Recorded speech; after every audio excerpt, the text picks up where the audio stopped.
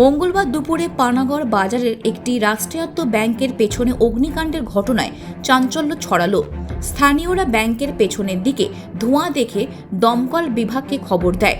ঘটনাস্থলে দমকলের একটি ইঞ্জিন এসে আগুন নিয়ন্ত্রণে আনে। দমকলের আধিকারিকরা জানানোর খবর পাওয়া মাত্রই তারা ছুটে আসেন এবং তারা দেখেন আবর্জনা স্তূপে আগুন লেগেছিল। আগুন নেভানো হয়েছে।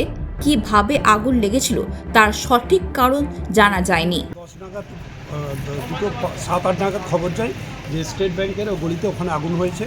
তৎক্ষণাৎ আমরা আসি, এসে পরে দেখি ওখানে একটা গার্বেজ ছিল, সেখানে ফায়ার আগুন জ্বলছিল।